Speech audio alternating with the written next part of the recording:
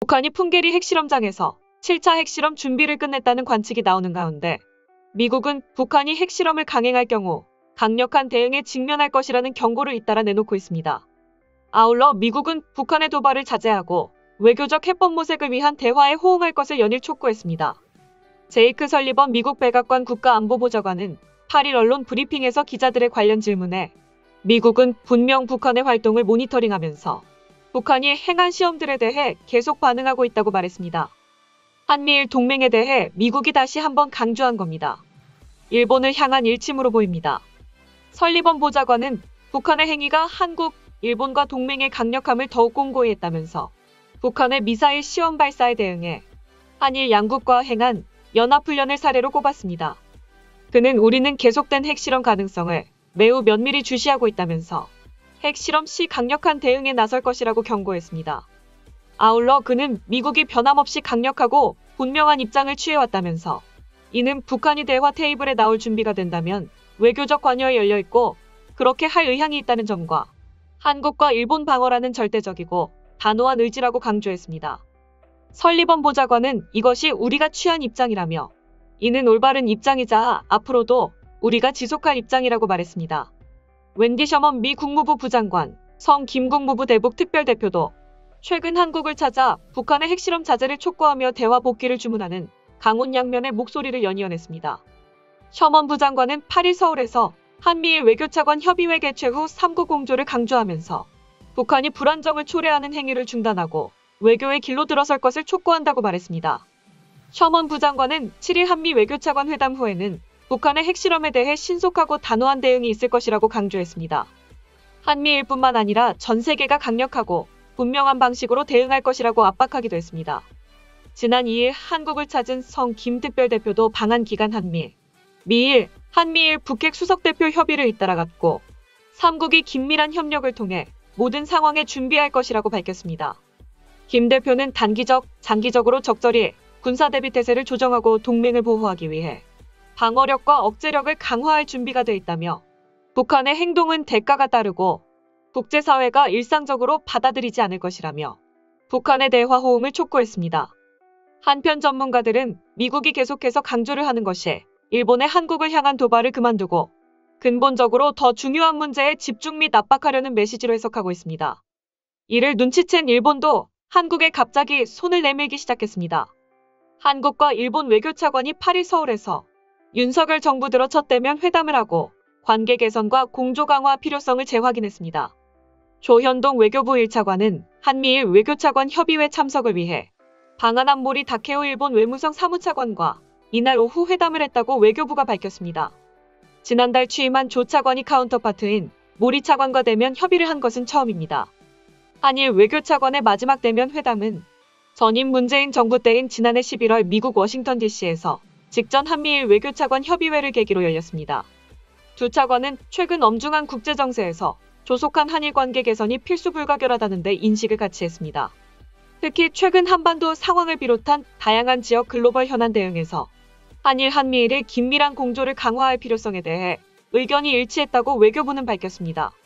같은 날 오전 진행된 한미일 외교차관 협의회에서도 3국 안보 협력, 공유하는 가치에 기반한 글로벌 현안, 공동 대응 필요성 등의 3국이 의견을 모은 바 있습니다. 최근 북한의 핵 미사일 위협이 고조되고 국제 질서에서도 가치를 토대로 한 진영 갈등이 심화하는 상황에서 한미일은 협력 확대에 박차를 가하고 있습니다. 이를 위해 한일 양자관계 개선이 필요하다는데도 거듭 공감한 것으로 풀이됩니다. 조 차관은 한일 관계 개선이 상호 공동의 이익에 부합하는 방향으로 이어질 수 있도록 양국이 함께 노력해 나가야 한다고 강조했습니다.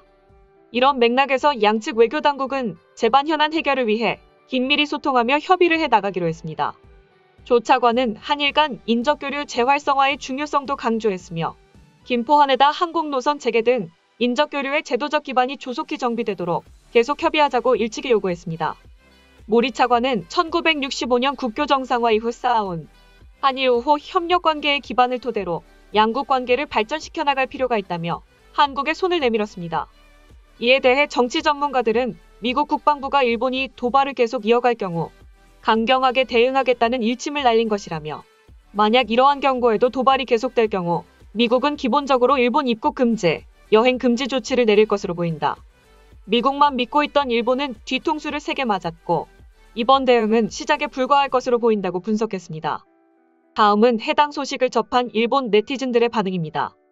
요미우리가 설문조사 결과에선 한일 관계 개선을 바라는 목소리가 강하다는 기사를 내보냈죠.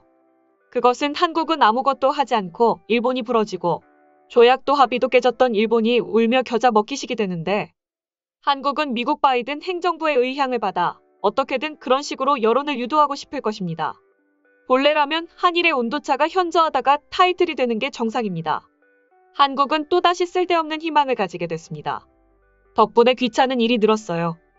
이 기사는 근본적인 문제가 둥지를 틀고 있는 현실을 이해하지 못한다. 보수가 됐으니 개선이라고 간단히 말하지만 이렇게 된 근원은 보수 정권이었던 이명박 시대로 거슬러 올라간다. 기시다 정권이나 매스컴은 정권 교체를 기회로 한국과의 관계 개선 등으로 들떠있지만 멈춰서서 다시 생각해 주었으면 한다.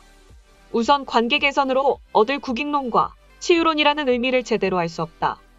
그리고 위안부 합의를 폄훼한 이유도 무슨 말인지 일본 우익 세력의 생각을 반영했다는 아베 총리의 당연한 대응 등이 구체적으로 무슨 일로 그것이 왜 합의에 위배되는지 설명해달라.